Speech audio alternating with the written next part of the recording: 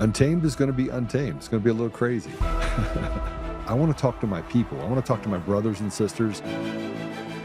We can have grace and humility in how we interact with other people. Oh, hot dog, look at you. And nobody talked about what's really happening.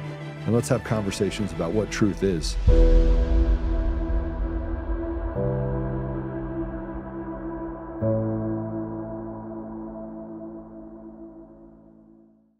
City clerk here for 8 years. So Get out of here. Yeah. I worked for congressman, worked for senator. Nice. Been doing elections all my life. It's these guys go door to door and they take people's ballots. They bully them and they give them their ballots over. Voter fraud happens in small ethnic communities where someone is more assimilated. They can run the show. They can intimidate and say, like, if you don't vote, vote for me, your cousin has nowhere to live next year when he comes in. I'll shut it down. Closed societies, basically. Yep. But how do they do it? Like, Easy. They go around the neighborhood with the AB applications, and they have people sign the application. Then the candidates will drop them all off at City Hall. Then they know when they go out, they go back to the person's house and say, sign the envelope, give me the ballot. They were harvested. That's what it is. and so you think that's what happened here? Oh, it is what happened here. It's absolutely what happened. It happened with the Ukrainians, it happened with the Polacks, it happened with the Bosnians. Yeah. It's ethnic communities. Whoever gets here can run the show on me. Whoops. Yeah. Mike is joining me today. Wow. That was something. Happy Monday. Yeah. Happy Monday. Welcome back. It's good to be back. Yeah. I took a week off. I mean, I was on the show for one day, did a show. I put a video up on Facebook. I'll put it up on everything else. But Kyle Clark goes and cuts it up, and we talked about violence and whether or not we would actually need violence. Well, I don't call for it, but I think it's going to go there. Well, that's what I said. I said it was violent rhetoric talking about it. But Micah, what do we do in Iran? Did we walk in and drop teddy bears? No. In fact, I wish we'd go into Iran, be done with it, and walk out. I don't want to see a rebuild. You want them to have to fight to get across the No. finish line? I'm saying if we're going to go in, I want to go in, be done with it, and go home. I don't want to get into another Afghanistan. Well, we just found out that we're not fully out of Afghanistan now to begin with. I know. And they said it would be the withdrawal, but we really haven't withdrawn. That's my point. I think what I was saying last week, and it's we talk about election fraud, and the big thing for me is everything predicates on being able to steal elections. And here we are in the 21st century where we should be able to have a conversation about elections, and we can't even have a conversation. Yeah, because right now we're being screamed down for everything. Part of the reason the reason faith is so important to me is because it's not like some weird guiding star. Like my faith, my devotion therein, it starts with my faith and it ends with my faith. Because if I just get focused on all the bad, I'm going to live there. But that doesn't mean ignore it. It doesn't mean don't stand in the face of evil. It doesn't mean don't call it out. And that's the problem we have right now. I feel like half the time we don't know what to do, and then the other half the time we're just screaming at each other. And that's why I go outside sometimes and I take a bended knee. Sometimes I'll go out. I just go for a drive, and I just get with my Creator and I talk, and I get recentered because I think it's very, very important. Well, I mean,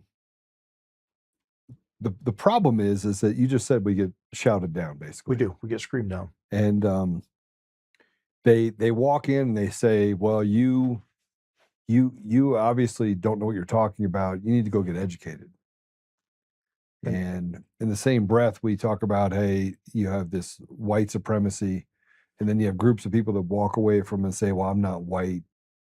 And I'm talking about people that specifically say, I'm Jewish, I'm not white, even though they're stark white. I didn't know the color, by the way, was now I'm struggling, bro. Shouldn't matter what color you are. It shouldn't. I mean, At all. you see people talk It's a about the culture human problem. race. It is a culture problem. But we've basically destroyed the culture. We shout down at people. We did it with COVID. We did it with the Antifa movement. We do it with the anti-Semite. But we do it with all these movements. Yeah. Right? And this victimology. We just had Juneteenth on Friday. And I'm thinking to myself, okay, so we have Black History Month. Now we got Juneteenth, and we want to talk about the victimology and racism and slavery, when in actuality, the American people right now are slaves.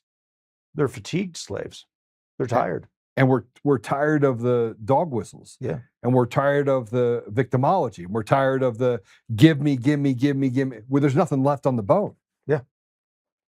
And nobody wants to work for it. Very few. And everyone has an opinion. You know, everyone has an opinion about everybody else. I want to play this if I can, because it's not just the election. The elections are the byproduct of the ability to basically steal it with impunity, all 50 states. Yes. But you look at what the media has done, and they've created this programming of just fake propaganda. It's everywhere. And this young man talked about hating Charlie Kirk. He said, I hated Charlie Kirk. And there's a lot of it. There's a lot of this, like, hate Republicans because Republicans are racist. But the people that are racist are the people that are actually out there saying, you can't accomplish anything. Oh, by the way, kill your babies. Oh, by the way, cut off the penis of your kid. Oh, by the way, go ahead and play this.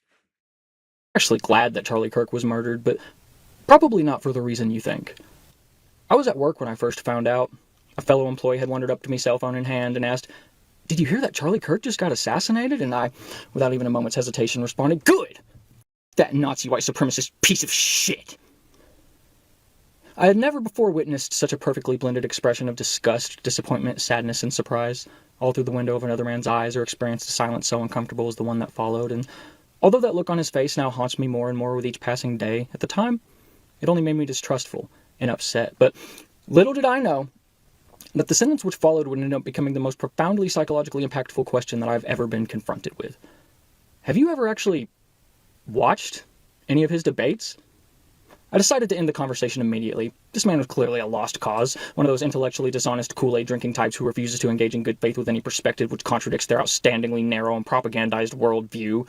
And by this man, I mean me. Because I hadn't actually watched any of his debates. I was basing literally every single thing I believe about a human being with thousands of hours worth of publicly available recordings of himself openly expressing his opinions on a small handful of out-of-context clips that had been curated for me by algorithms and media organizations being funded by the political opposition. I foamed at the mouth, right along with the rest of those rabid and bloodthirsty dogs, gleefully mocking those who had been saddened by his death and downplaying the atrocity of it all by suggesting that political violence is just an unfortunate yet necessary step toward our coveted socialist revolution. That is, until I began to notice a common thread. The exact same comment being repeated ad nauseum in nearly every single online space. Have you ever actually watched any of his debates? I didn't think much of it at first. Of course right-wingers are all regurgitating the exact same talking point. They're in a cult. They're brainwashed. It was an ordinary and boring morning on the day I found out that I am a monster. In that moment where my curiosity got the best of me and I decided to click on some random YouTube thumbnail of Charlie Kirk with his goofy and gummy smile in an attempt to reaffirm my preconceived biases. And it was an unusually stressful afternoon on that very same day when I spoke to my father for the first time in years, despite the fact that he had always loved and supported me unconditionally.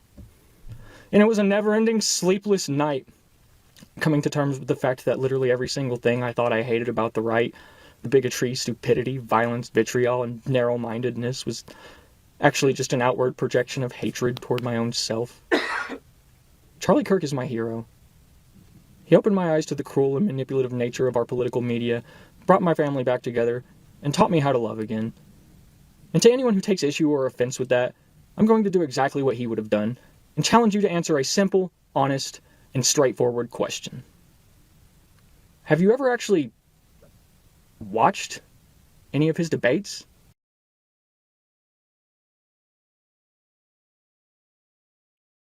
How about that? Yeah, I'm going to go back to what I said a minute ago. That's exactly what I was talking about, because it's so easy to foam at the mouth. It's so easy to get angry. It's so easy to put a push or a thumbtack in the wall and take a hammer and hit it with it to make it go in every single time. And then you stop back and you realize you're just making holes in the wall. I think that's probably one of the best affirmations of why I feel the way that I feel, of staying middle ground until there's one of two things that needs to happen, Joe. Either you stand in the face of evil and you call it out and you fight it, or you stand over here and you showcase why love matters and love is good. And I don't mean John Lennon love. I mean love your brother as you do yourself. Love your wife as you do yourself. Love as the way Jesus loves the church. And people can look at you and go, you can think whatever you want about me. I'm still going to pray for you. I'm going to love you through it, right up until it hits the fan. And your point is, do you think it's going to go violent? I do. I think it's only going to end when people are in a box. But things like this give me hope, because he's saying the very thing that we all are susceptible to do. And it's very easy to look at something politically on the other side and go, I told you. When I think when you take a giant step back, it's really just a handful of people controlling all of it. And if it wasn't a handful of people controlling all of it, then you wouldn't have this endemic environment that is spreading to other countries of this craziness. Well, it's a giant, I mean, the term PSYOP has been around for a long time, but a giant PSYOP is happening. And it's geared, depending on where you stand, what you believe in, what you look at. Your phone will gear it. Everything is fed into it. This is why I take a knee, or I step away, or I'll get in my Jeep and I'll go drive up into a trail for a couple hours out of a month. And I'll just sit back in nature and I'll just go, okay, I'm just going to pray this through, because otherwise I just find myself in the middle of the vitriol, and I don't want to. I want that guy to sit in that chair right there and tell you why. I mean, he just did it, but it would be great to have him it was great because he got to repair his relationship with his father. He did. And, I saw you like shaking your head when you were watching it, because this is the thing that we come into contact with so often. Yeah. And, the realization, when you get to a realization that you recognize that violence is going to be necessary, I mean, I think that's just you're just foretelling what people have to be prepared for. Sure. Based on the circumstances and the conditions that they're actually raising. Sure. But I went further and said that I thought that it was going to be controlled. In other words, I don't think it's going to be neighbors shooting against each other. I think it's going to be good versus evil. I think that the constructs, we talked about this morning, of Democrat versus Republican, those are going by the wayside. Very much so. And it doesn't really matter to anyone. And you have Colorado, which is a vast majority, or a simple majority of the people inside of the state of Colorado are unaffiliated. Correct. Which they could have leanings and they could have beliefs, but they're not willing to stake it in any one political party. Right?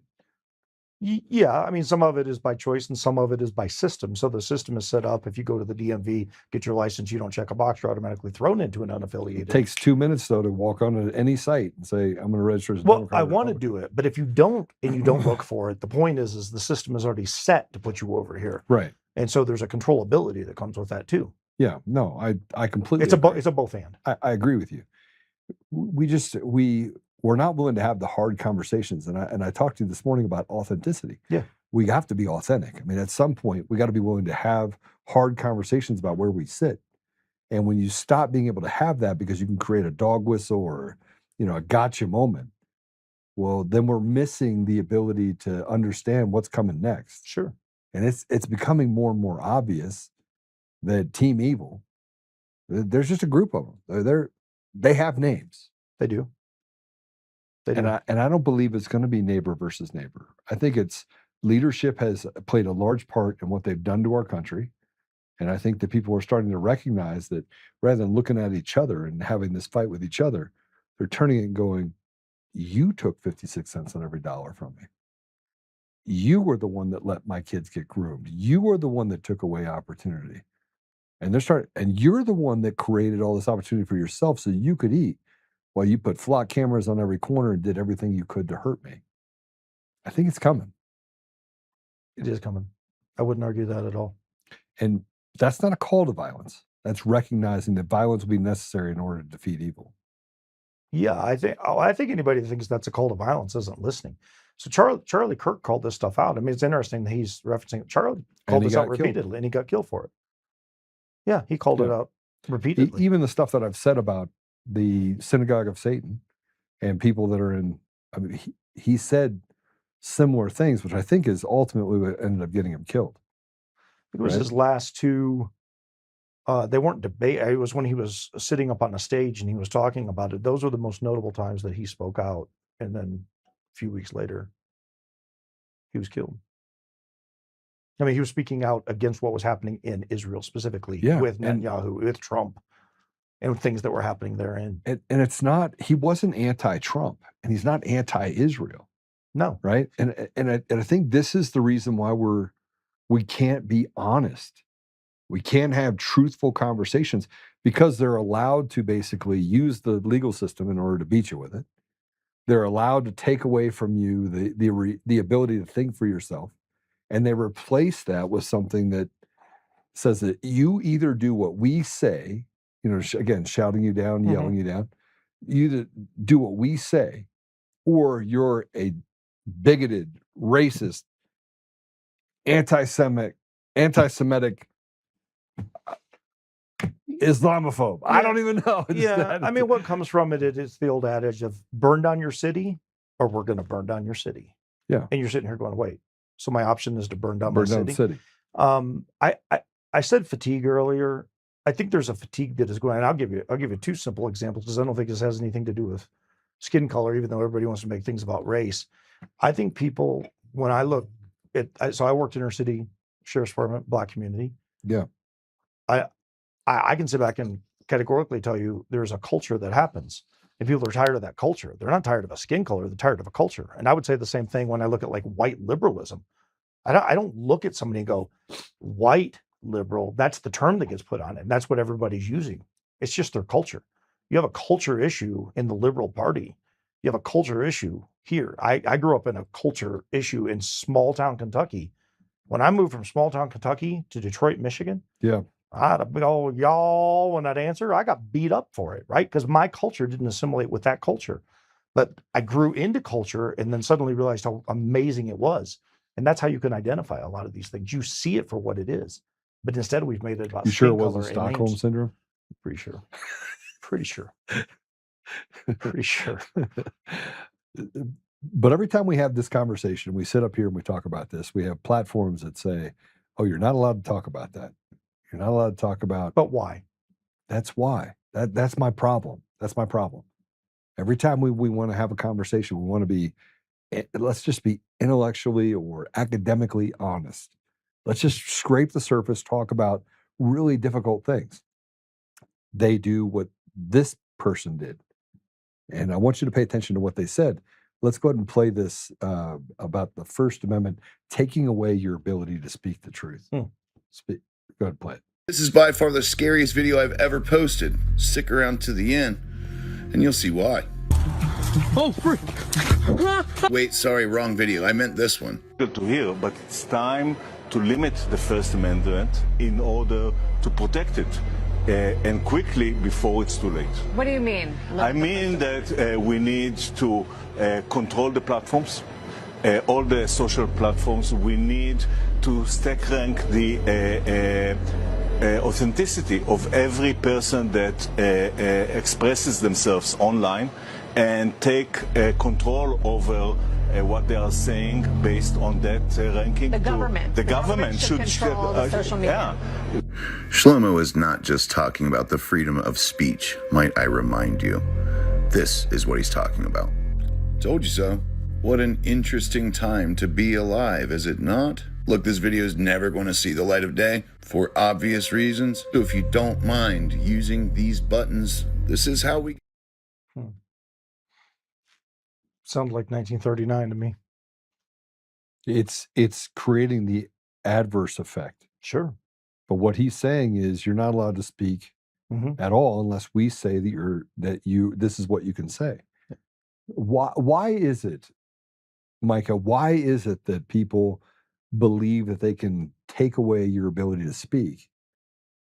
And why is it so dangerous? Why is he saying that you're not allowed to have a First Amendment right?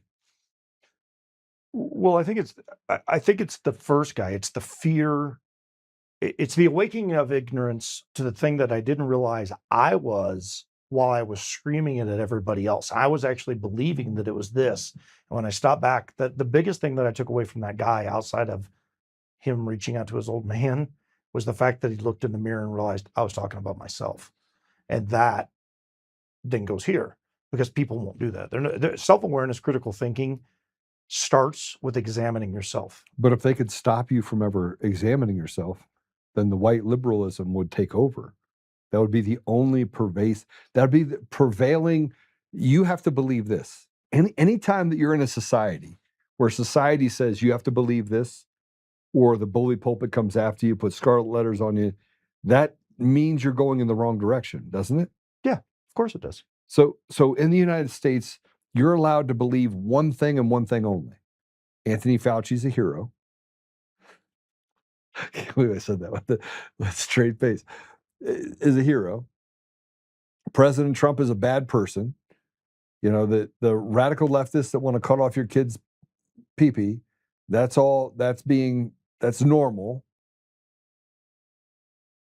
You see what I mean? But if you go against any of that, you're a bigoted, homophobe, transphobe. I mean, I could phobe you to death. I could chop you up.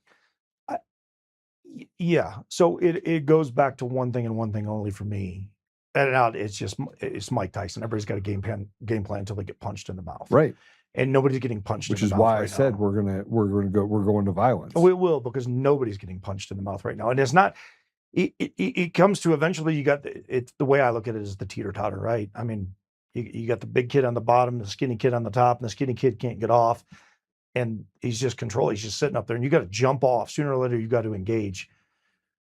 I don't know what that moment looks like, but inevitably, I watched a video. I'll give you an example. I watched a video the other day. Like, I have no problem standing in the face of violence. I say this all the time. Call it evil, stand in the face of violence. I watched a video the other day on a subway where a young black man was by himself, and there was a woman on there. Did you see it? Where he beat her half to death? It's gone viral now. So this guy, they're riding by themselves. He walks over to her, starts punching her, kicking her, throwing her around, slamming because her of the into the wall. propaganda they're developing. Because of the propaganda. That is different because you can stand in the face of that. You can call it out. You can do something physical with it, right? Like you could stop that guy at any cost. At any cost. But when somebody just says it to you, if he just walks up and starts screaming at her and you jump up and you punch him in the mouth, that might be a 50-50 thing because, you know, there's a presence of a male versus female. When you have two dudes screaming at each other and they're just using language and they're shouting you down like what you're talking about, and if you hit them, now you've committed assault because we've stopped enforcing rule of law. Yeah. So back when I was a cop, we used to have a thing called harassment. We used to have a thing called disorderly conduct. You don't see these charges made anymore. Well, and if you did, they're just going to walk away anyway. If you do, it's because you have somebody staying in front of an abortion clinic saying, hey, look, you have an option. You could not kill your baby. You could go to adoption. There's these other opportunities for you. And then, as a matter of fact, this happened in New York where a guy was cited for disorderly conduct for words that he said about somebody going and getting an abortion. It was in front of an abortion clinic. Their words is the key. Yeah. So that's where I go back to you're only going to when you get punched in the mouth, that's where this stuff happens. So you can look at it from the physical element, Joe, of you clock somebody for saying something. I look at it from the judicial executive side of things. And I've said this before on the show. I'll say it again. When you start having punitive damage for judges for releasing these guys back out into the streets, then and only then, when they fear the account of something, will things start changing and they're going to go, wait a second, if I'm going to get charged for it, then I'm definitely going to make sure this guy goes to jail and there's a sentence. Because right now we're just letting everything go, which then propagates all of this stuff. And then people that are trying to take, I think, the high road, an ethical road, a moral road, a Christ-centered road, and going, look, I don't want to, then all of a sudden they become weak because then they're afraid to step into it. I'm not. I'm afraid. I'm just afraid of no man. So I will walk into the middle of violence and stop it if I feel there's a victim that deserves to be protected. And at the same time, I'm going to love everybody through it to the best of my ability. It's just the division line in the middle of that's getting narrowed. And it's getting to a point where sooner or later, you're just going to start seeing warfare because nobody's going to, they're going to get to a point where nobody's going to put up with it anymore. Well, I think we're past that point. But it's not become physical yet. That's my point. When that happens, then it's going to take off. But it is becoming physical. Left to right, not right to left. No, but the right. And this is this is what I look at and go, okay, he'd be hard pressed to not look at the things that are happening in our community. And my friend said it to me. He goes, look, Joe, I ignore it. I ignore politics. I said, do your kids go to public school again or still? And he's like, no, they're homeschooled. I was like, so you don't ignore it. You're avoiding it. You can feel it. You know it's there. Team Evil is like right around the corner trying to capture your kids. And instead of being a part of that, you decide, I'm going to step out. I'm going to step out of Team Evil. I'm going to step out of the purview of Team Evil. But we're not dealing with it. And so when you don't deal with a problem and it grows and grows and grows and metastasizes to where the cancer is so big, the only thing you can do is take it out. Yeah, I'm pretty sure that's the point I'm trying to make. Stand over here and love well, walk the journey. You don't have to be engaged in every single thing, but you do have to recognize it and you have to be willing to step up against it. Otherwise, you're just going to get run over. Yeah. Well, I think Americans are actually tired of everyone trying to control them. Yes, sir. I think that's correct. And they're tired of race baiting. They're tired of they're tired of all of it. Not just here in the United States, but everywhere. Everywhere. But I want to tell you this. This is a Chicago police officer that talked about how to deal with a race baiting BLM activist. Go ahead and play it. Prove to me you're not a racist cop by saying I love black people 3 times. Wait, I'm trying to see something. I'm trying to see something. Jumping on one foot. You're a great person. You're a great person. You know, you gotta say I love black people 3 times while hopping on one foot. We don't want to get crazy. You're a great person. That's crazy? I don't like to segregate people like race, color, gender, creed, or anything. I look at everybody's the same. But I'm clearly black and you're clearly... I'm clearly white, but I don't judge people like color. I said, so do you... The content of their character. So do you love black people? I love everybody. But do you love black people? I love everybody. But do you love black people? Do you love black people? Same answer. Same answer? Okay, what do you do every day to dismantle systemic racism as a police officer? I just do my best at what I do, and I just try and treat everybody as I treat myself. What do you do every day to dismantle systemic racism as a police officer? I just take care of myself. Wow. These are the people that's here to protect and serve. That's crazy. I'm doing a good job. You're not doing a good job, gang. You have horrible answers. You didn't even say you love black people, and he has the same answers as you. And you in our community all day here to protect and serve who? Not us. Not us. Not us. You're a racist cop, both of you. Yeah. I used to deal with that all the time. Dog whistle. And everything that is wrong with this man is those white cops' problem. Yeah. It's their fault. I used to deal with that all the time. I don't think much about that stuff. It's sad to me because it's a culture issue. It's brought up. I watch it over and over. I mean, you go into, and I don't, look, it's not all people. And I think that's what ends up happening is because you say something and everybody assumes it's all black or it's all white or it's all brown. That's not the issue. This is a culture issue. This is an upbringing issue. This is probably a fatherless issue. Yeah, but where's this guy being upbrought? Where's he being upbrought? He's being upbrought in a liberal-controlled environment. Probably. That limited his opportunities. Maybe. That stymied his ability to get education. Certainly told him that he can't do anything without them. Right. That to me has always been the top-down culture. So we just celebrated Juneteenth. And you said we've already got Black History Month. The Republicans ended slavery. Yeah, they did. That's what Juneteenth is about. When you stop and you research, that's actually the underlying element of it. Yeah. It's been morphed and twisted into something else, but we should be celebrating the fact that black men became free. Yeah. Because hundreds of thousands of people fought but they on the didn't become Republican. free. Well, no. Let me finish. All right. They became free. 14th Amendment, the Emancipation Proclamation. And then fast forward a bunch of years, and the Democrats came back in and they grabbed it and they twisted it and they put them back in. It's a very different form of slavery now. The slavery is dependency. It's no longer we've got you housed, caged, and locked down, and you can't breathe as a human being. That's the horrific element that happened in the 1800s.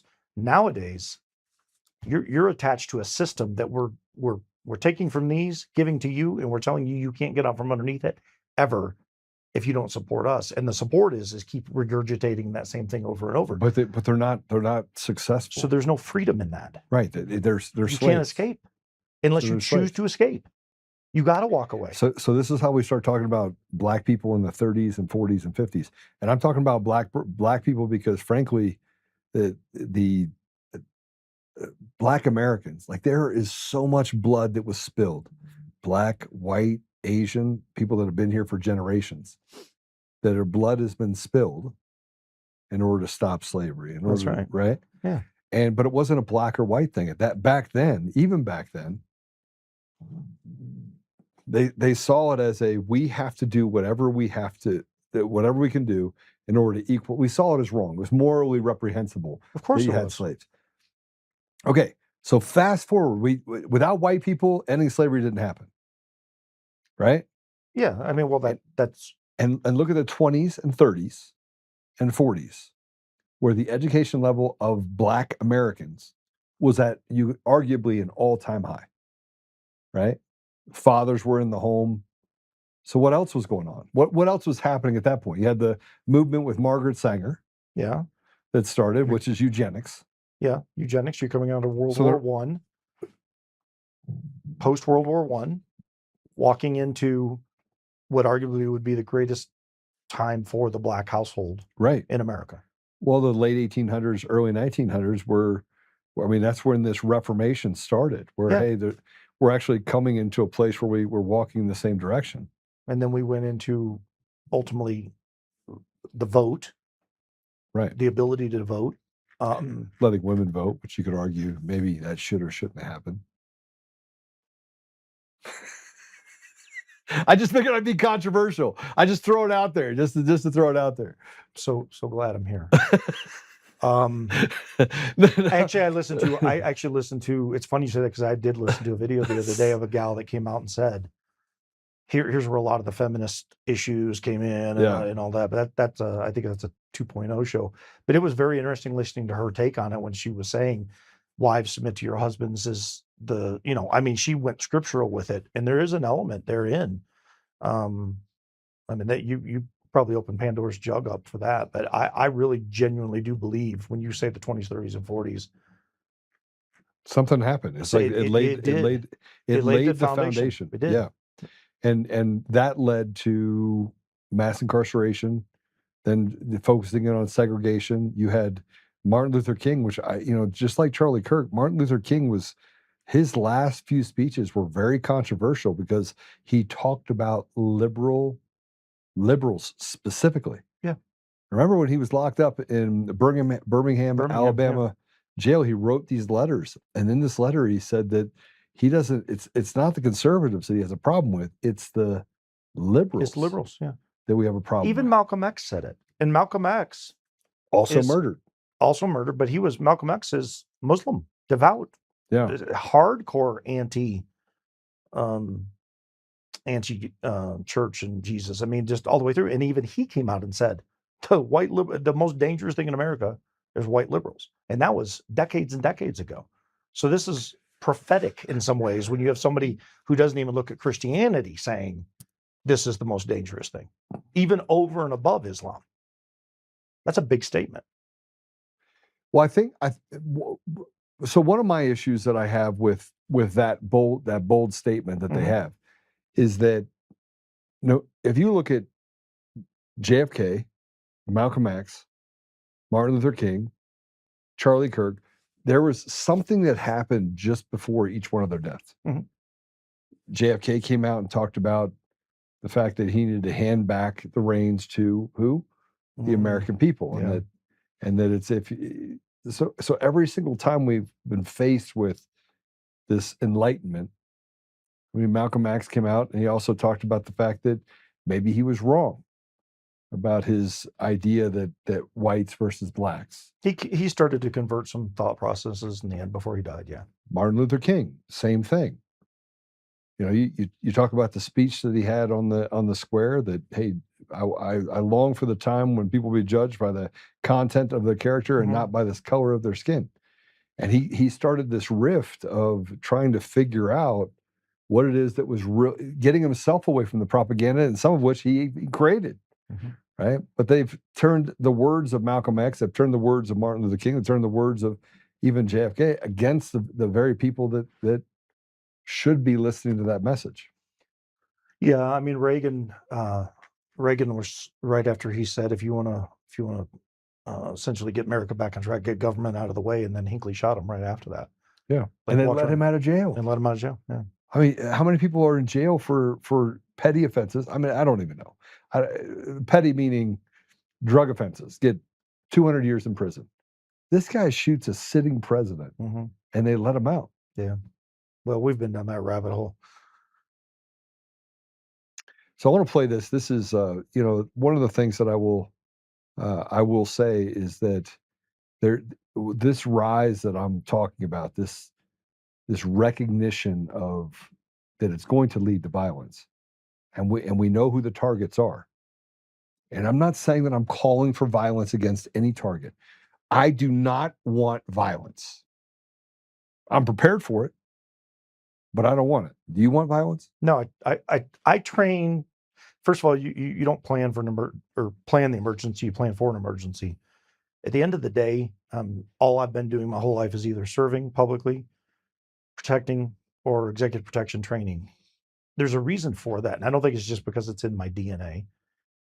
I think it's because it's been gearing me my whole life towards something that was far beyond my comprehension many, many years ago, even though scripturally it's been in front of me the entire time. So yeah, no, I don't call for anything. I just know what's coming.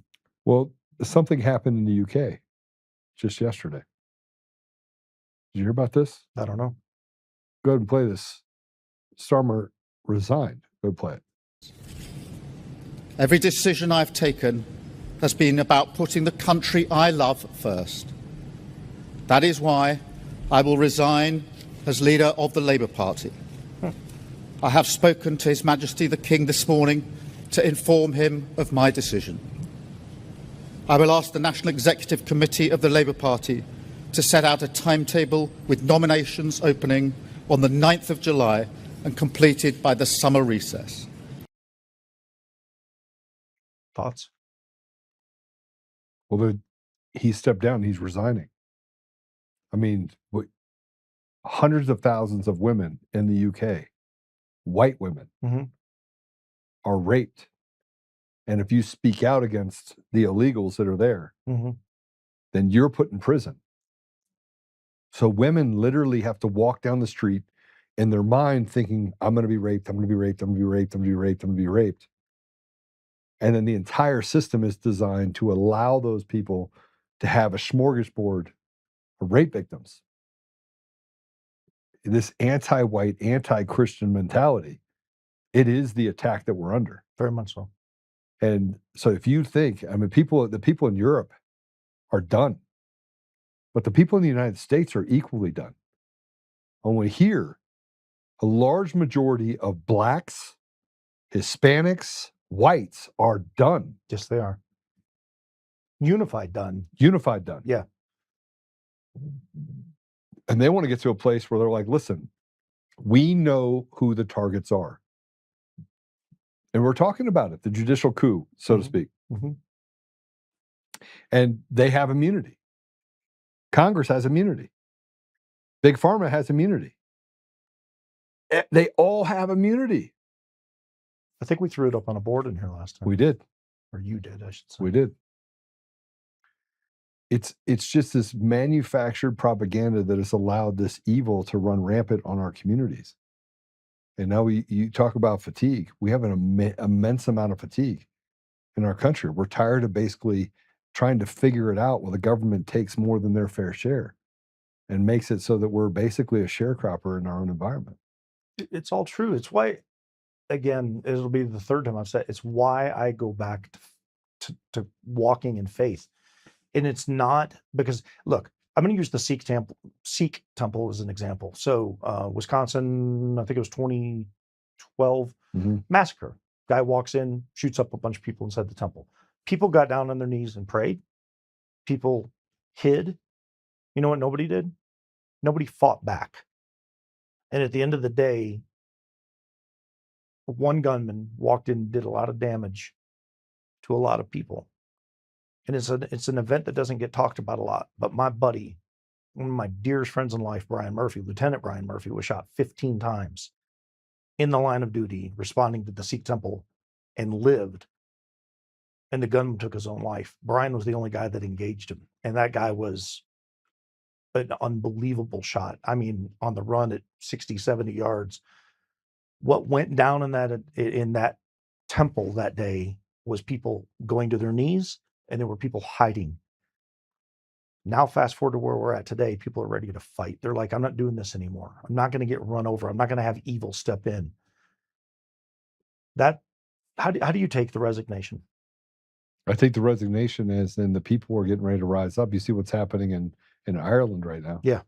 I mean, people are, and you don't even understand the fights that are happening there. Yeah. They're going door to door and they're burning down people's homes. Yeah. And you would say, well, that's wrong. What you've done to Christians and what you've done to white people by demonizing them. And I do believe that there are white people that should pay the price. They're called white liberals. They should pay the price. Now, I don't mean that they should pay the price for violently, but I think they're the reason why all this has happened. And it's just one group of people that have controlled media. They've been the chokehold of what's true and not true. And if what I'm saying is wrong, why do they have bots in social media? Why is 40% or more of all interactions that you have in social media fake people?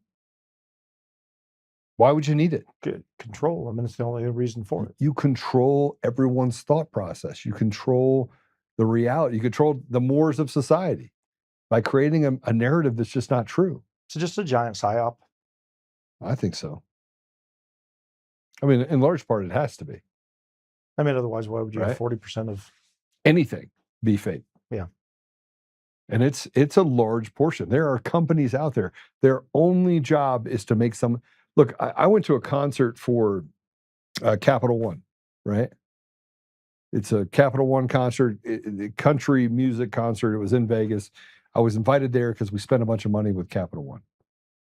So we get down there. It was televised everywhere. It's the iHeart Capital One, huge, huge deal, right?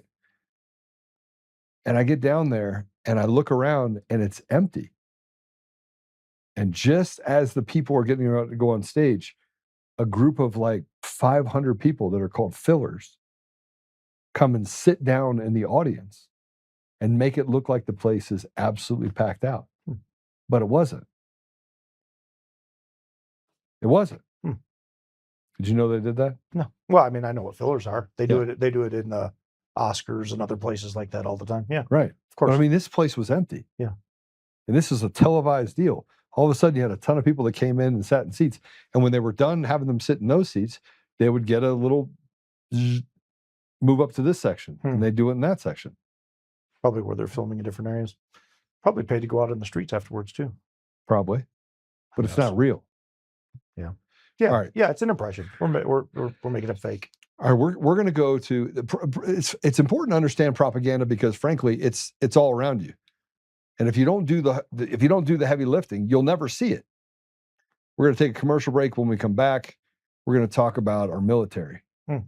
This will be a good one. We'll be right back.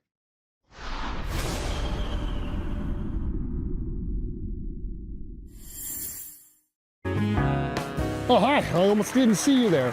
Welcome to DCF Buns, where you can find the freshest buns in town, if I do say so myself. Oh, our master bakers teach class every week. So whether you're new to baking or trying to improve your culinary skills, we got you covered. And we can help you bake the cake of your dreams. We'll even clean your cake if you want. And if you don't want to bake anything yourself, we have loads of fresh buns available in a variety of shapes and sizes. Check us out at dcfbuns.com to learn more. DCF Buns. We keep the buns hot and the deals hotter. Buns. In every thread, in every stitch, Honor-Bound USA weaves the fabric of the American spirit. It's not just apparel, it's a testament to God, family, and country. At Honor-Bound USA, we're a family of patriots who put our faith, family, and America first. When you visit our website, you'll find a line of products that embody our commitment to pray, stand, speak, and act.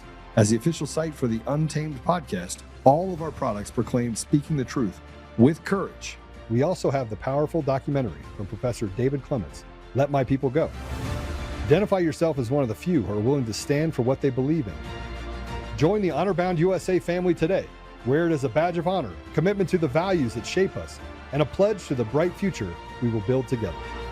Because when you're honor-bound, You're not just wearing a brand, you're embodying a lifestyle.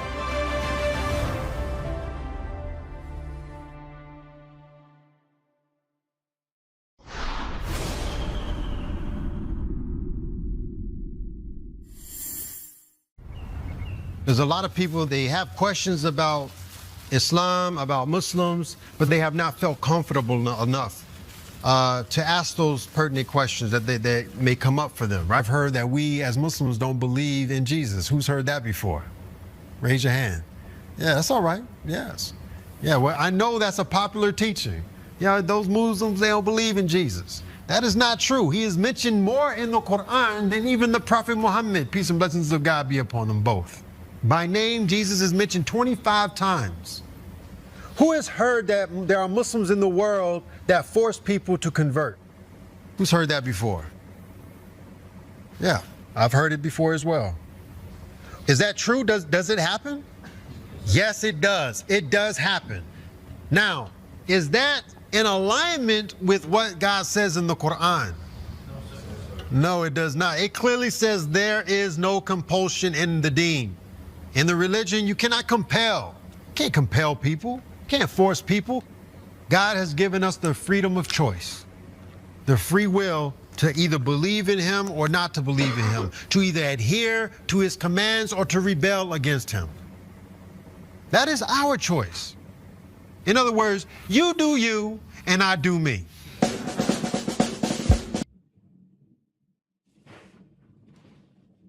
By the way, what he said is true. Yeah, we have free will. But Muslims believe in Jesus. Yeah, they do. And now this is where I get in trouble. So does the devil. Yeah. This is true. This is true too. But I just don't understand why that conversation came up for our military. Why? I don't know. I don't know. I don't know. I'd love to add more to that. Freedom of religion. But that's okay. Except for when you're Christian. Well, I'm sure the military has, people that are running from the Jewish side of things, the Christian side of things. Absolutely not. What do you mean no? No, nobody in the military is leading this Christian? So my friend's a chaplain. Yeah. In the military. Yeah. Right? He's not allowed to stand up in front of a group of people and talk about Jesus and Christianity. Really?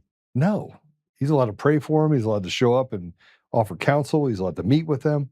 That would not happen with a Christian chaplain. Well, my daughter has church service on a boat. Church service, yes. That's not church service. I see what you're saying. Right? Yeah. That's not even Muslim service. That's a recruitment of, hey, let me tell you about the Muslim faith. No, I got you. Where is this happening in the Christian faith? Yeah. Right? I can't. Does that make sense? Yeah. I mean that. Yeah. I mean, look, I can call up Donald and ask him. He's running the country. He's the head of the military. Yeah. I want to play this. So this also happened in New York City. The streets of New York City on Father's Day weekend. Prayer time. This is crazy. Go ahead and play it.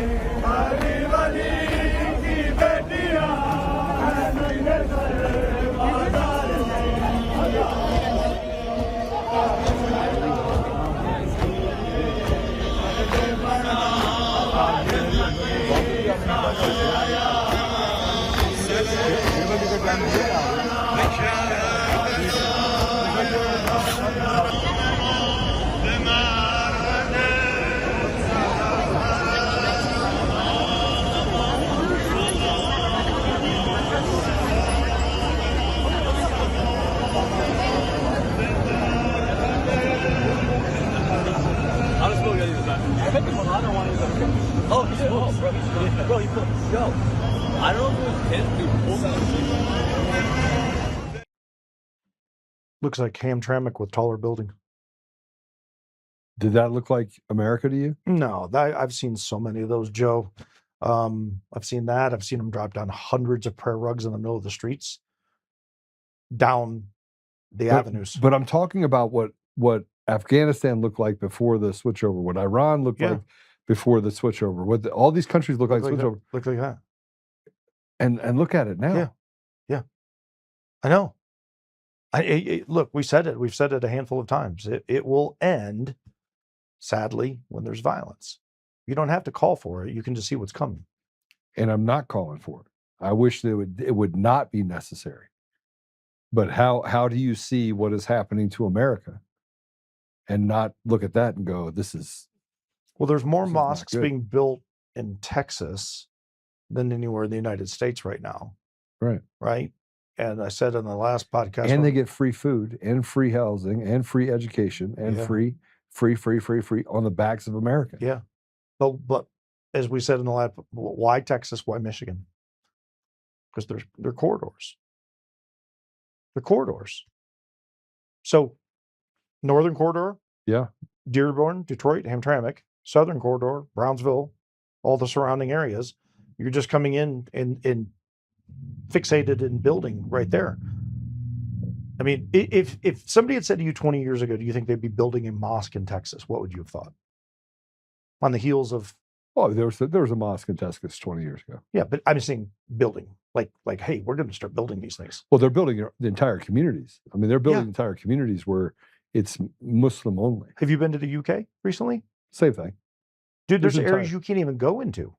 I went just in 2020. I went there just because I wanted to see if I could get in. I was there a couple of years ago.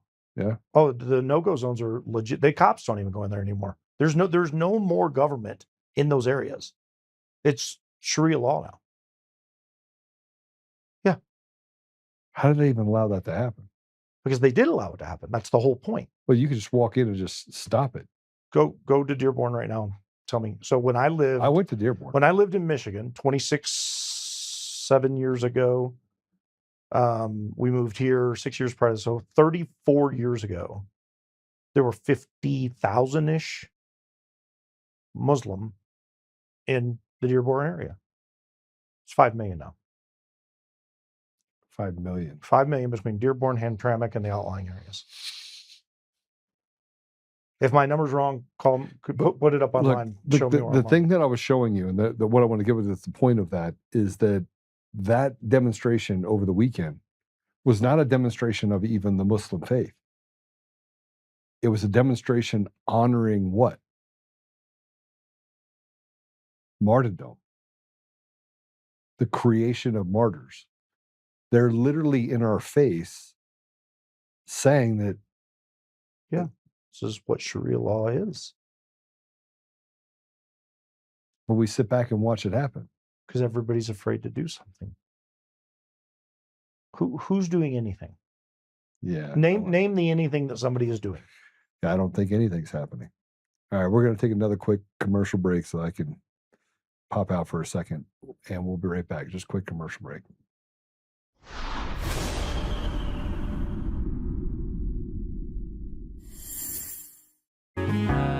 Oh, hi, I almost didn't see you there. Welcome to DCF Buns, where you can find the freshest buns in town, if I do say so myself. Oh, our master bakers teach class every week, so whether you're new to baking or trying to improve your culinary skills, we got you covered. And we can help you bake the cake of your dreams. We'll even clean your cake if you want. And if you don't want to bake anything yourself, we have loads of fresh buns available in a variety of shapes and sizes. Check us out at dcfbuns.com to learn more. DCF Buns, we keep the buns hot and the deals hotter. Buns. In every thread, in every stitch, Honor-Bound USA weaves the fabric of the American spirit. It's not just apparel, it's a testament to God, family, and country. At Honor-Bound USA, we're a family of patriots who put our faith, family, and America first. When you visit our website, you'll find a line of products that embody our commitment to pray, stand, speak, and act. As the official site for the Untamed podcast, all of our products proclaim speaking the truth with courage. We also have the powerful documentary from Professor David Clements, Let My People Go. Identify yourself as one of the few who are willing to stand for what they believe in. Join the Honor-Bound USA family today. Wear it as a badge of honor, commitment to the values that shape us, and a pledge to the bright future we will build together. Because when you're honor-bound, you're not just wearing a brand, you're embodying a lifestyle.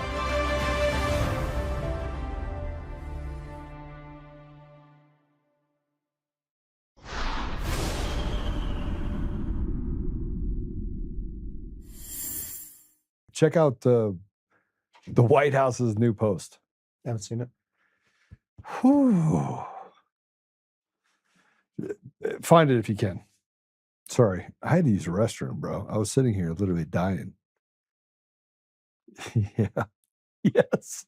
All right. So I have to put this up because I wasn't going to say anything, and somebody sent me a text message. I ran to the bathroom and it shows it to me, and he puts it up on. So you know the Q movement, and I have not been a fan of the Q anything, right? And then last week, somebody sent me a bunch of stuff and said, just go research it. So I did. And I looked into things that President Trump said, and I looked into, because there's a growing amount of fatigue and hopelessness that's starting to settle in. Yes. Right? Would you agree? Oh, very much so. And you see a vast majority of people are they're done. Yeah. They're just over it. Yeah. Okay. So I went and just got in this rabbit hole, went down the Reddit and Discord and checked out Q and went all the Q sites. I stayed up till 4:00 in the morning reading. At the end of it, I was like, man, this can't. I felt like a Q-tard. But you don't think it's legit? I don't even know if I can say this out loud.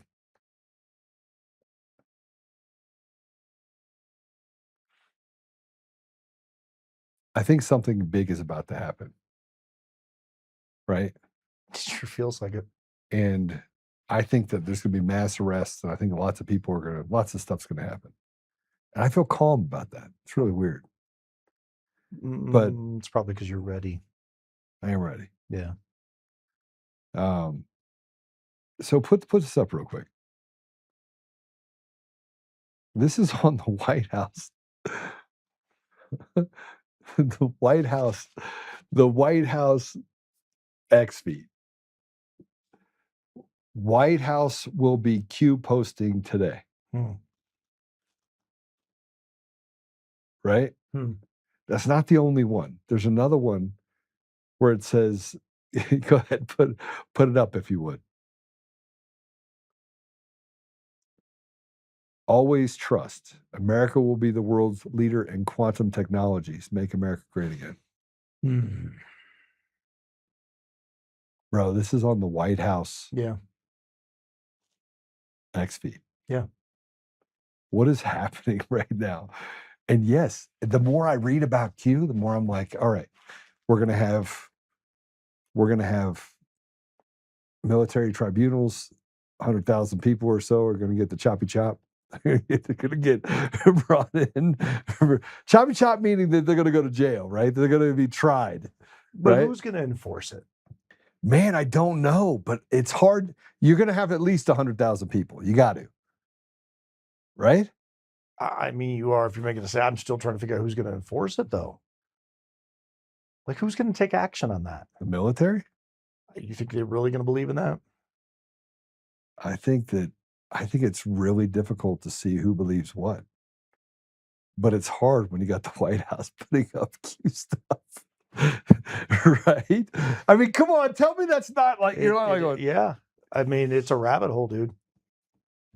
And I went down the rabbit hole. It's and a I kept rabbit thinking to myself, okay, if you look at what's happening in like France and all these different places, I mean, Macron's married to a man, maybe.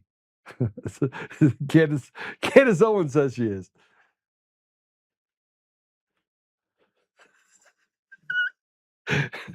See, this is why we can't have nice things, because you put up stuff about Q. All right, we're gonna skip away from Q for a minute. The biggest part about that thing I was talking about from New York City is that it's a hail to martyrdom, which is war. Yeah, that's why I said Sharia law. There's a big difference between there's a big difference between peace-loving Muslims and Sharia law. And here's what's happening in the UK. Now, you cannot own a gun except for by permit, and it has to stay at the hunting lodge or wherever you are in the UK. You can't buy a knife if you're under the age of 18. you billy clubs are out. I mean, literally everything that you could beat. Now, it doesn't mean that it's not happening. It is happening, but it's all illegal. So now everybody's just operating illegally, right? Which means they can pick and choose winners and losers. That's a lawless society. That's what you have happen in the UK. But check this out. These are 1,000 Muslims hunting British patriots in the UK. Play it.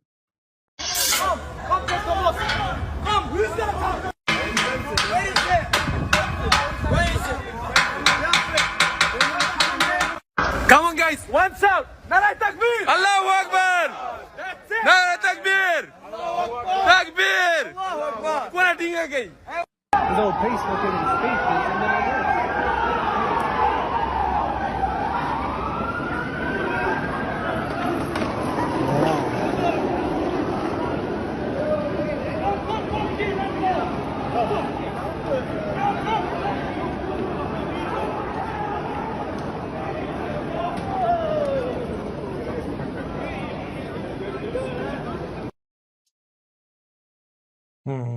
Hunting British. Yeah. The people, citizens. Well, the cops don't even have guns. Some of them. And that's what's happening in the United States right now. I want to play this video. This is the video you're talking about in a New York subway. Oh, with the lady? Yeah. Oh, it's disturbing. Yeah. Go ahead and play it.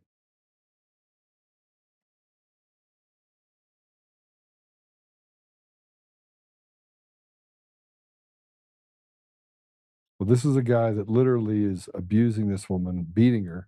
Kneeing her in the head, kicking her in the ribs. He walked from the other end of the subway car over to her, by the way. And she sees him coming. If you actually watch this from the, there's a little clearer view, you actually see her tense up and turn right before he gets to her. She knew it was coming. She knew it. I mean, that. What happened with the guy? I don't know. I don't know the end result. I don't know. Hey, I saw the video and went, well, here we go again. I thought he was going to kill her. But this is what's happening. I mean, you have a young, unfathered Black society and a culture that is raised on violence, and this becomes normalized.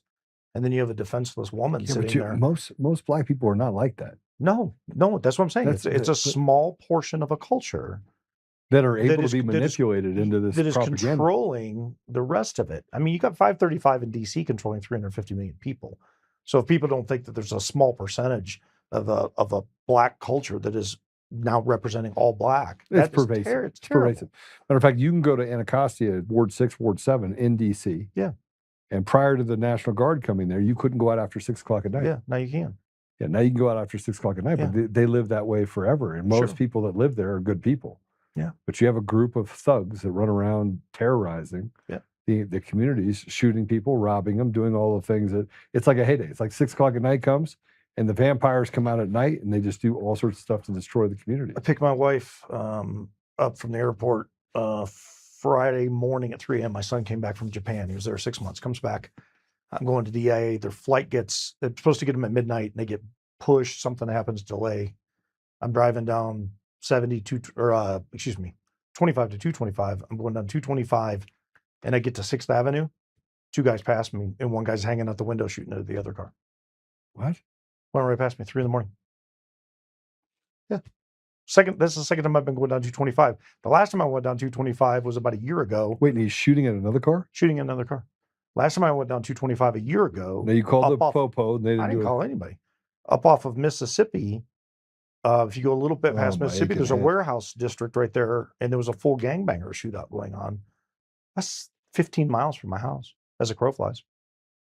So this kind of stuff happens. We're just where we're at. We're kind of removed. You didn't call anybody? No, I had my gun sitting next to me. There you go. Put it up. You have the story? All right, get the post and let's put the video back up again. $1,500 bond. $1,500 bond. This is why I say punitive damages for judges. This is exactly what I'm talking about. If that woman could sue this woman is getting beat. Yeah, half to death. Yeah. By somebody who doesn't care, By an illegal, by the way. I don't know whether he is or isn't, but the bottom line is it doesn't really matter. His name's Alphabet. It doesn't matter. What matters is we got a judge to let him out for $1,500. He should be buried under the jail. This is a perfect example of what I'm talking about. It's they pick winners and losers. This is the whole idea of picking winners and losers. Yes. Yeah. Fair enough. I'm going to walk it back for a second. If that judge could get sued by that woman for $1 million punitively, yeah, that would never happen again. And you get all judges on board. This is Miami public transit. This is in Miami? Hold on a second. Time out. It's probably Haitian.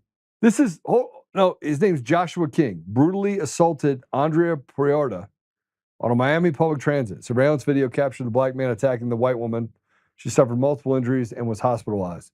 Released on a $1,500 bond. This is in Miami, in Florida. Fully prosecute King and the woke judge. Yeah. It's a judicial coup. Yes. They are literally putting criminals on the street. Now, do you know what I say when I say that these judges have terrorized our communities? Yeah. Terrorized them. Hence my solution. If we just keep hammering the problem, we don't, I want a solution. The solution to me is legislation that judges, it's the same way the cops do here.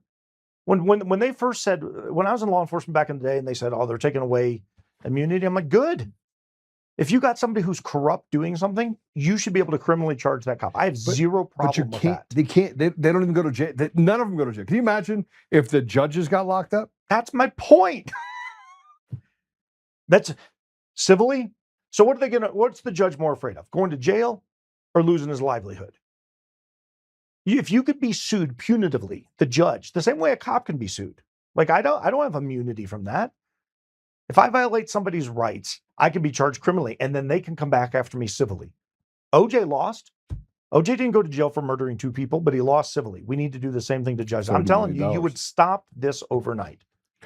Well, I'm all about solutions. Just so you know that there's a country in the world. There's 2 of them actually. Russia. I mean, the ones that we seem to not like.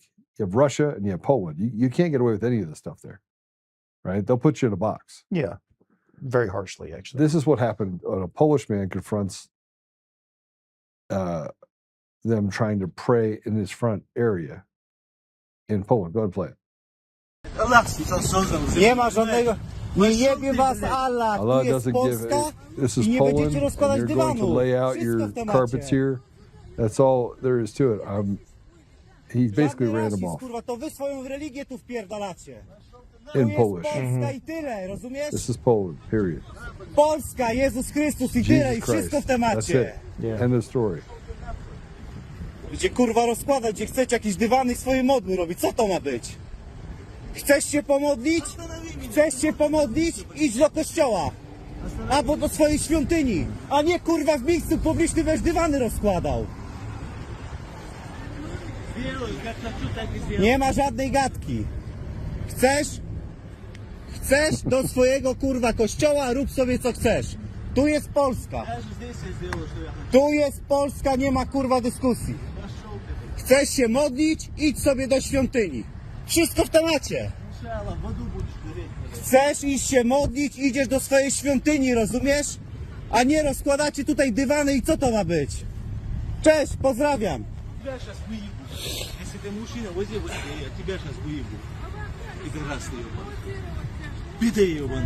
Ty jesteś jebany. No i co? No i co? No i co? Ja się nie będę z tą szarpał, bo tu się człowiek, tu się nie bije, my tu mamy prawo, wiesz? To nie jest jak u was. Good job. He did a good job. But in the United States, they want to take away our First Amendment. Yeah. And you have someone from Israel that came here and said, we need to take away the First Amendment before it's too late. Yeah. Because people are speaking the truth. Right. You have social platforms that are censoring people every day. That's why I said it feels like 1939.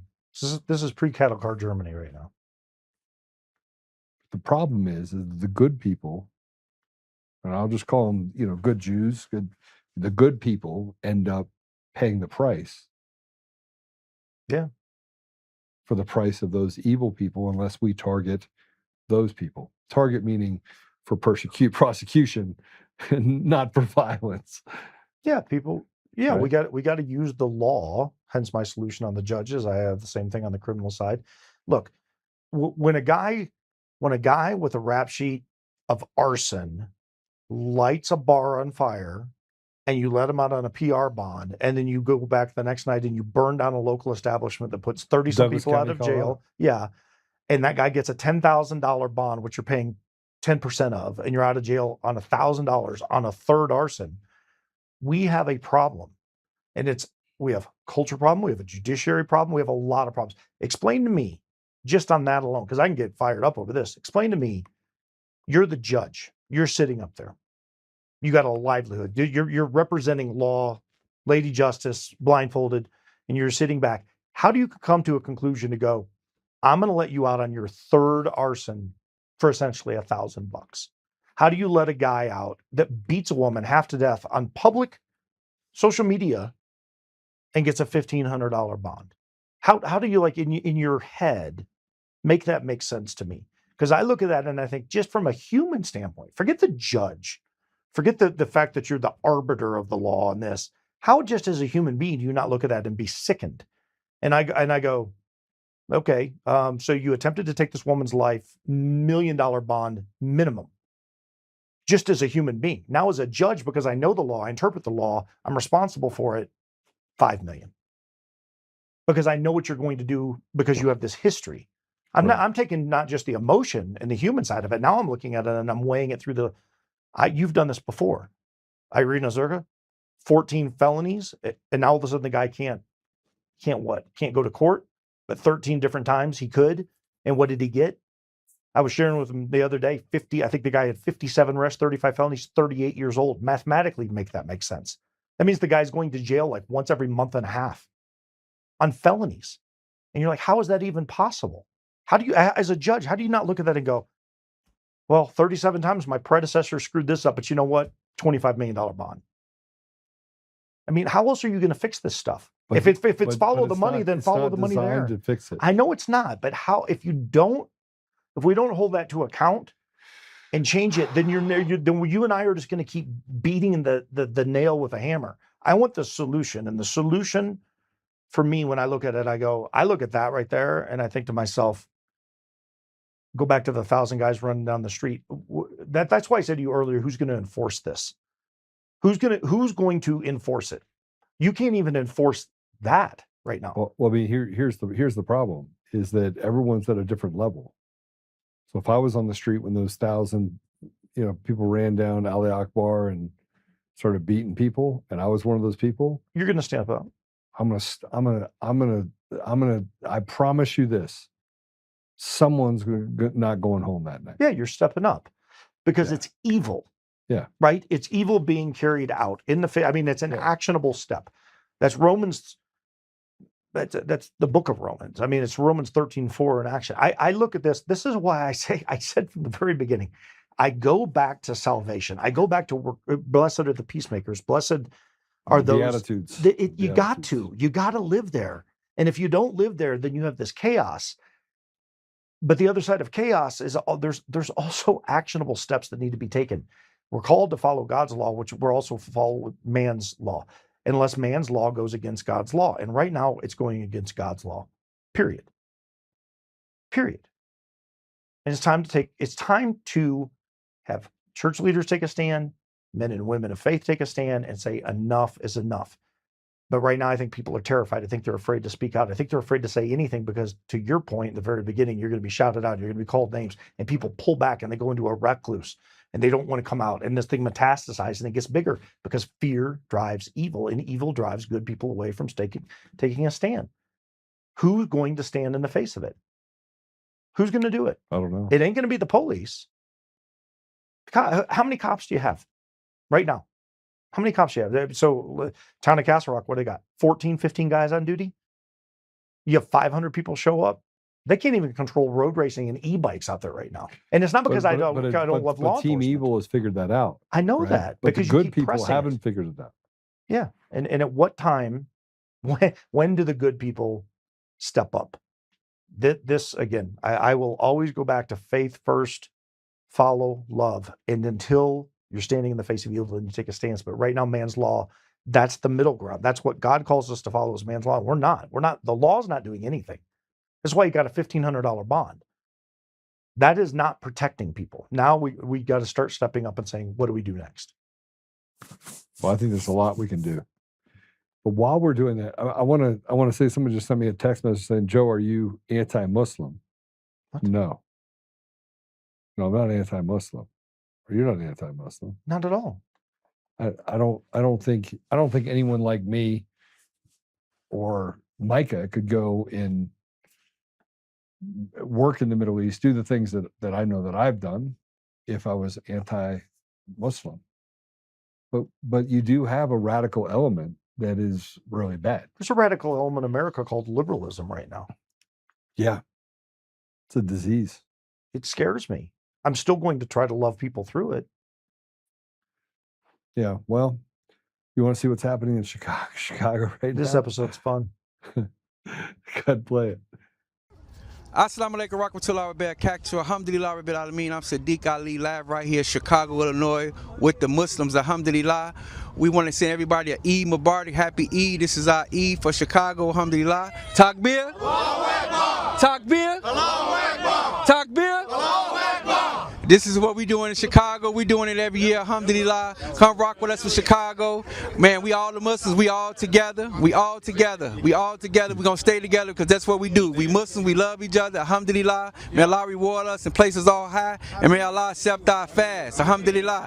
Takbir. Takbir. Takbir. A new era of peace. Alhamdulillah. Well, I just have a difference of opinion on faith. I mean, there's a lot of religion, like 10,000, I think, religions, something like that.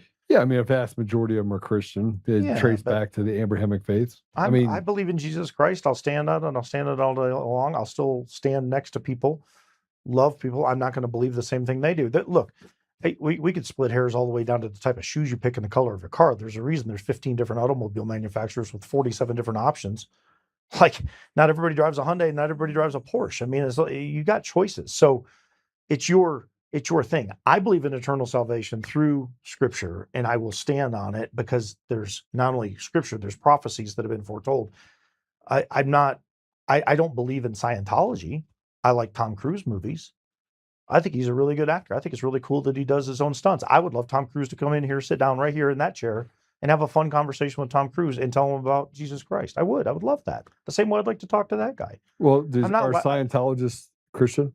I don't know. I don't study enough Scientology to know what it is. I just know that it has to do with something that I'm not on board with from the standpoint of how I've seen the rhetoric come, and this will go into various faiths. And I'm sure that there were people that will look at me and go, I don't believe in God for the same reason. I don't believe in Jesus for the same reason. You don't believe in that. I don't hate that person. Yeah, no, I don't either. It has nothing to do with hating anybody. It has to do with what evil is presenting itself. So that guy, let me ask you this: the guy on the subway, what was his faith? In the subway? You have no idea. Team evil.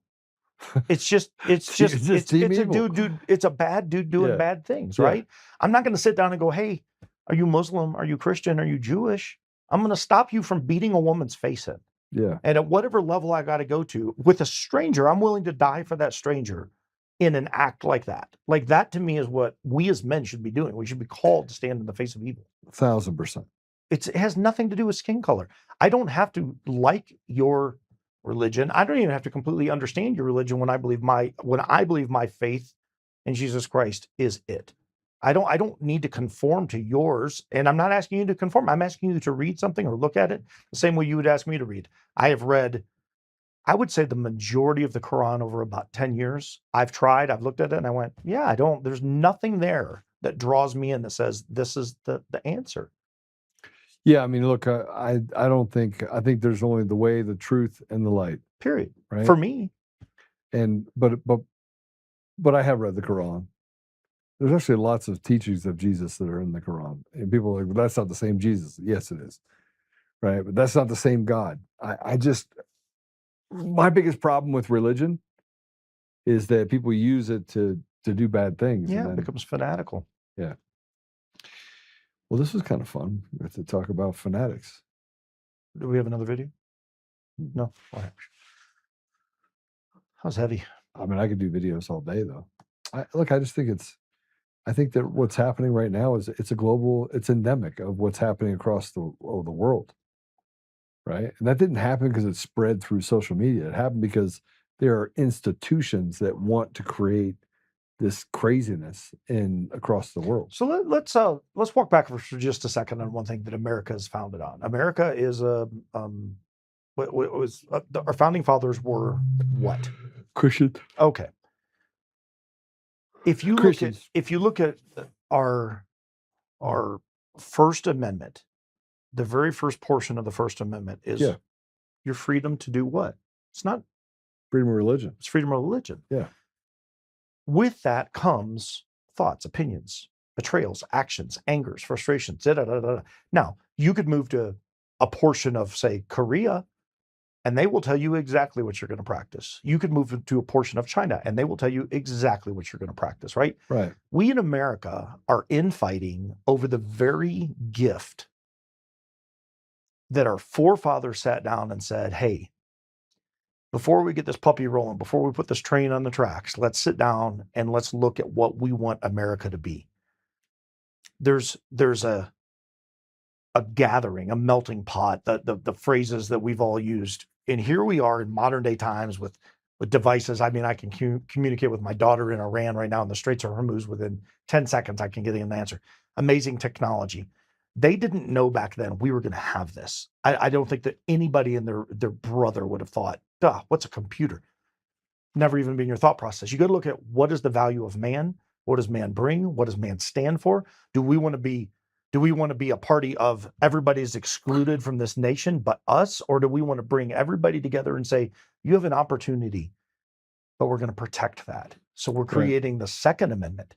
And oh, by the way, we don't want you invaded, so we're going to create the Fourth Amendment. The Bill of Rights, 1791, is such an important time frame in America because over here, it gives everybody the ability to gather. It has nothing to do with what you look like. It has nothing to do with your socioeconomic status. What it has to do is with our forefathers sitting down saying, all men should be. And what we've tried to turn it into is we've taken equity and equality and we've screwed those two things up. That's why people watch sports. That's why you watch the Olympics. You don't have a 100-yard dash with 8 guys starting at the finish line and 8 guys finishing at the same time. And there is a group of people in this country that's exactly what they want. They want everything to be equal, and it's not equal. You're only going to understand things to the level of your understanding. So if you have somebody who is crazy cool, smart over here, and somebody who's just country dumb like me, there's 2 different levels of understanding of different things. My level of street experience might be better than this guy's learned education at Harvard. And at the end of the day, we're both attributes to this country because of what we bring, because we're coming from 2 different areas of education, 2 different speaking levels. All of this stuff comes together. Mix that with 350 million people and 10,000 religions. America's the single greatest country on the face of the earth. But what we're doing is we're allowing one group, it appears to me to be one group, to start running over the top of everything and scaring everybody to death. And then all of a sudden there's fear of all things. How do you solve that? For me, I go to faith. Because if I just go to anger, if I just go to frustration, if I just go, and it doesn't mean that I don't want to throttle somebody in the throat. It doesn't mean that I want to punch somebody in the face. But I step back and I go, but are they doing something that requires that? Or is it just a feeling I have? And I want to walk away from that every single time and go, I want to take a stand. I want to put my voice out there. I want to try to do it the right way. I want to love people through it right up until it defies God's law. There's got to be something that is the ultimate authority in this thing. God's law, man's law in the United States. And if man's law starts violating it, then you got to go back to God's law. Well, I mean, this is where, I agree with you fully.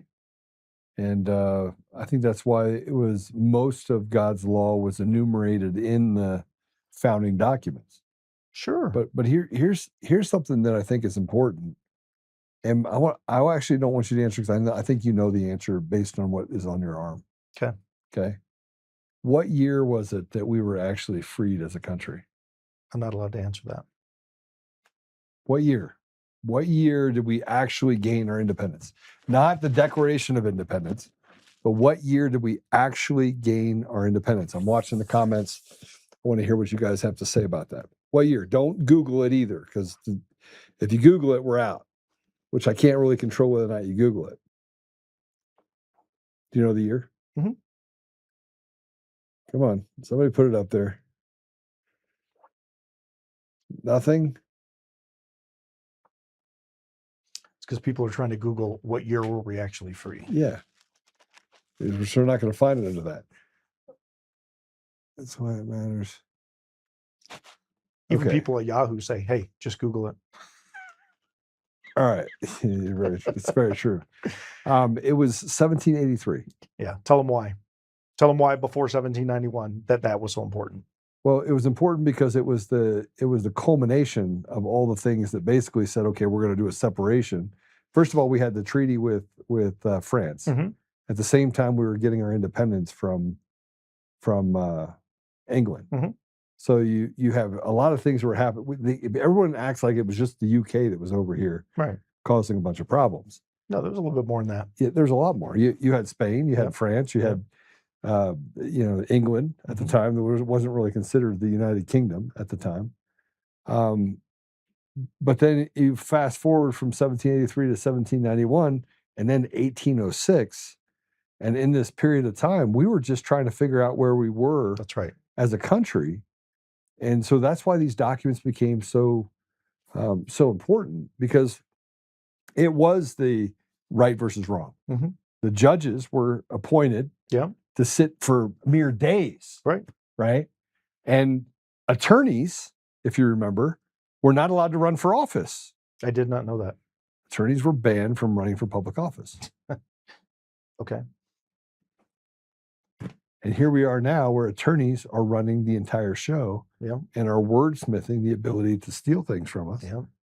And our Constitution, which is very, very well written. I mean, for it to survive, let's say 230 or 243 years, because that's in essence what it is this year.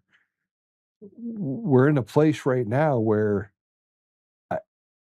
if we don't go backwards in time and become constitutionally based, the country's finished.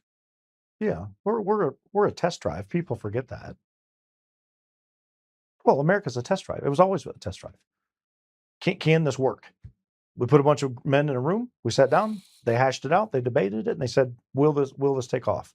And here we are. Look at what we've accomplished.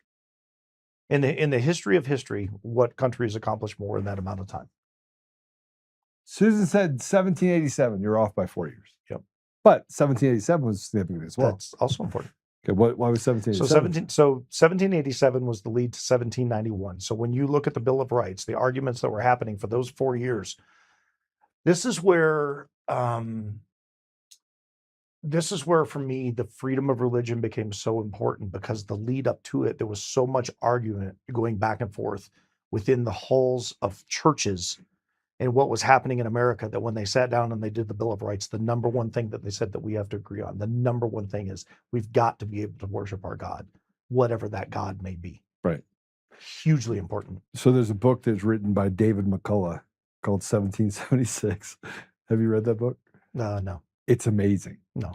But that's when, so I was 40 years old by the time I figured out that we actually didn't get our independence in 1776. Yeah. Was it in that book? It was in the book. Yeah. Right. But I read a book before that, but this book gave you a culmination of 1783, 1787, 1789. It's a 20-year span, essentially. Yeah. Ish. Yeah. Yeah. Yeah. That was think about that. That's a third of my life that this country was. It was a mess. It was a hotbed. It was a mess. That's why they call it the Wild Wild West.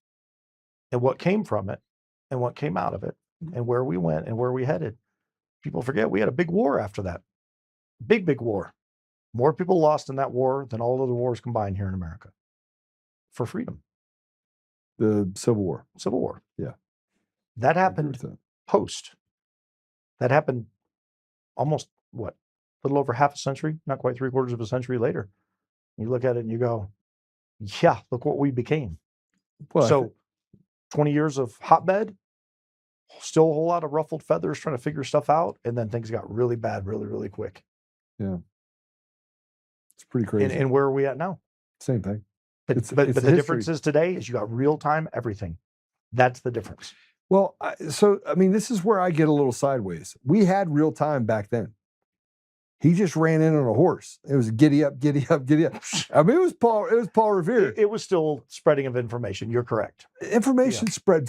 You could argue it spread faster because they knew the conduits that had to exist. It spread. Okay, I see where you're going. So I will concede a point to you on that it spread faster because there was far less information and it was all delivered in one deal. Right. So from that standpoint, everybody's getting it all at once. As to where here you got to rifle through 40 billion pieces of information. You don't even know what's important anymore. Well, this gets into the drafting of the Magna Carta in 1612 when it was used in 1645 during the wars over in the UK, and how that spread across the world of being a fair environment for people to operate within, that put the law above even a king or anyone else. But didn't it all kick off like in the 1200s though? It did. Yeah, I mean Magna Carta was kind of that. I'm sorry, 12th century, 1645. It was used as a beating stick. Yeah. Okay, so it was used as a beating stick to basically say that they should enjoy the rights, God's law, above the supremacy of God's law above the king's laws. Yeah.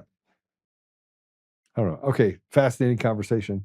It's very good. We're out of time. Apple Podcasts, Google Podcasts, Spotify, Pandora, iHeartRadio, TuneIn, and more. Go over there, give us a 5-star review, give us a thumbs up. And I could talk about history all day long. It's fun, isn't it? It is. It is. Yeah, different podcast different time. But yeah, it is. Thank you for having me again. Yes, great to have you. Yeah, definitely. And I'm going to be out at the NRA place in Whittington.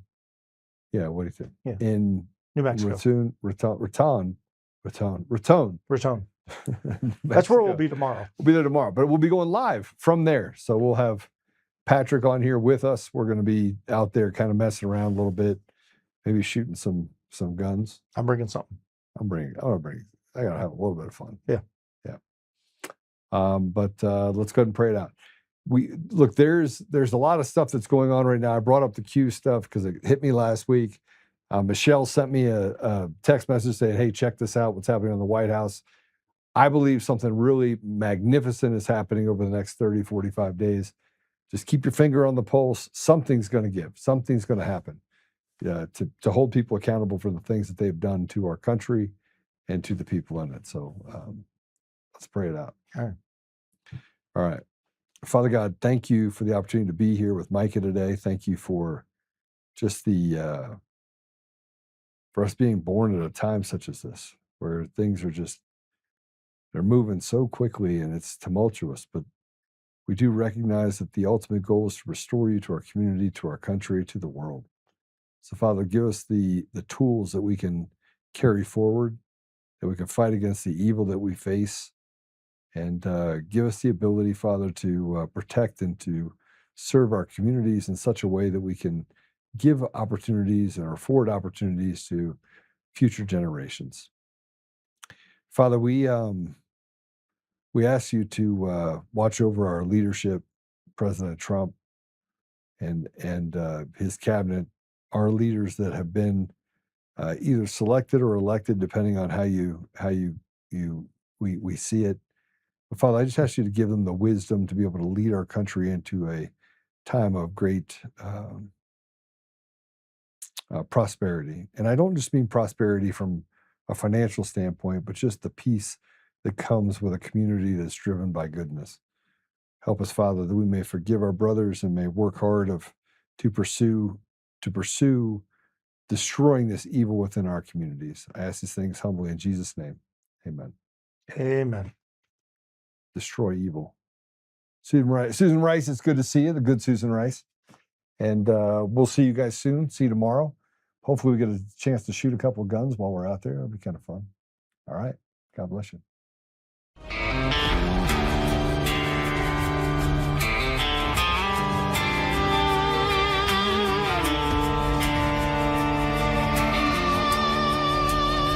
Rise up untamed, in the heart of the fight where the wild ones roam. Joe Oltmann's calling, bringing truth back home. From conservative daily to this untamed fire, we shatter the silence, lifting spirits higher. No chains can hold us, no lies can prevail. Authentic and fearless on this rugged trail. Patriots gather under stars and stripes. Untamed nation, igniting the night. Untamed nation, let the truth roll out in this land of the free. Standing proud from sea to shining sea, we won't back down. Catch the fire, wear the crown. Untamed nation, it's our battle song, motivating hearts where the brave belong. Yeah, untamed and wild, forever strong. Play it again all night long.